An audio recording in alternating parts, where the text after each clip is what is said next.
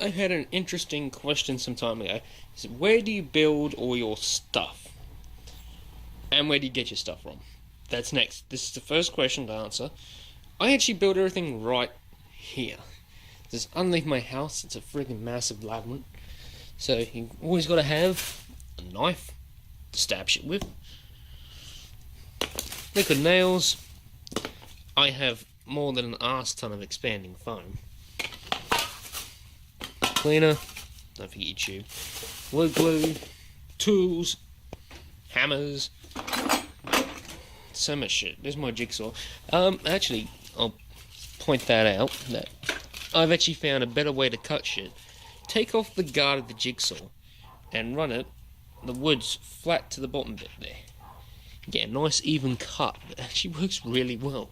For instance, this piece of wood here, I cut that with a jigsaw. That's nice and straight, and then you got curves. I can cut nice little curves with it. This is actually one of the parts for the back. And more expanding foam. There's the old subwoofer port, which I don't think you guys even got to see. It's a 8" by 8" port. There's the plastic bits for the back of the car. There's the bits of laser. Another good thing of the expanding foam, everyone's like, oh, you use expanding foam, oh my god, it's the end of the fucking world. Wrong. Check this out. I'll get this in the light sync. So this is expanding foam on wood.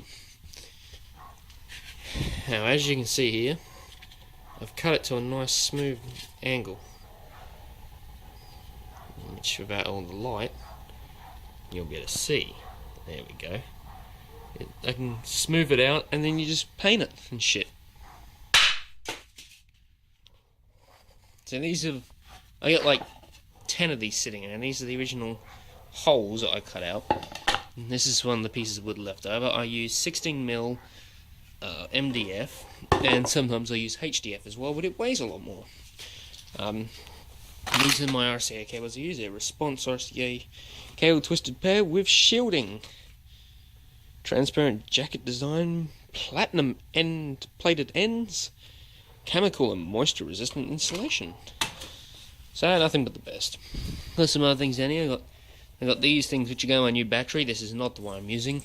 This is my 4-gauge stuff that I always keep some 4-gauge around. It's always handy to have. I got 2-gauge laying around over here.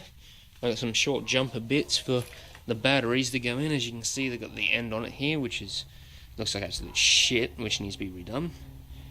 But this is Australia's 2-gauge size wire, which is I think the same as America's 1-0 whatever.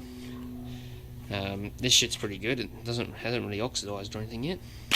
But that's for my battery. So for my second battery in the car, so this will go. I'm gonna take this motherfucker off, and this goes on here like that, and that goes on the second battery, and that goes to my block in the back, which I've got to still build. I've got some. This is my bolt. This is my thing of shit, and trust me, it's more shit than you'd like to admit. Little nails. There's even a fucking bicycle head thing in here. But these are them here. These are what I'm going to use here. I got this idea from EXO. He posted online how to do it. So you get these bolt things here. They're sitting on an aluminum block. You can just screw these in here, and you can put your thing in there. You say screw it up, screw it onto the block. There you go. You got a holder for your wire. And I'll be using a smaller version of that to hold down the 0 gauge, which is good.